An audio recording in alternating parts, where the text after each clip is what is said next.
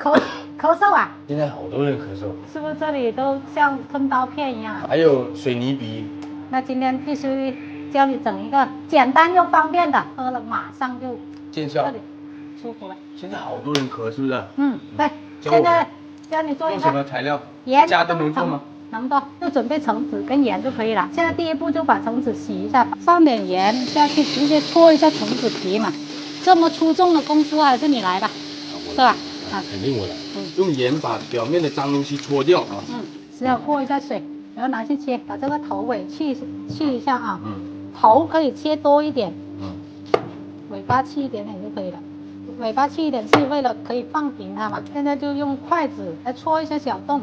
戳一下洞的话，它这个盐就容易吸收一点嘛，直接放点盐上去。那用手抹一下它。抹一下。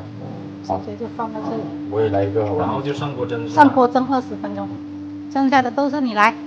好的。这个回家也可以做给你家人吃啊。只要喉咙不舒服就可以用这个，而且现在这么多人喉咙不舒服，是不是？所以这个方法就是养汤之后都可以弄来喝。哇，这个橙子真的水分好多哈！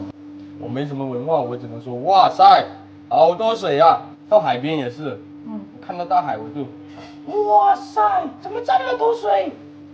大海啊，全是水。山沟沟出来的，没见过大海啊？不是，是没文化。没文化真可怕啊！把它放到托盘里面去。然后拿去蒸柜，没有蒸柜那就随便用个锅蒸都可以了。用锅蒸就可以了，蒸20分钟就可以了。20分钟后就可以清我的喉咙，喉咙里面老痰可多了。20分钟到了，万哥打开看一下，这个盐蒸橙就已经好了。新鲜出盐蒸橙了，小洋人的这个福音了。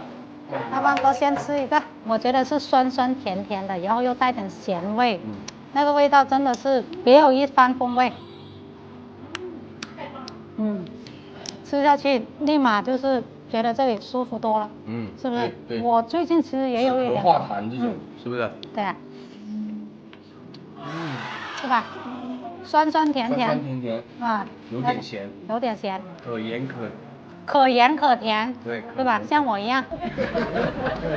真的超级简单啊！超级简单啊！看到没有？满满的。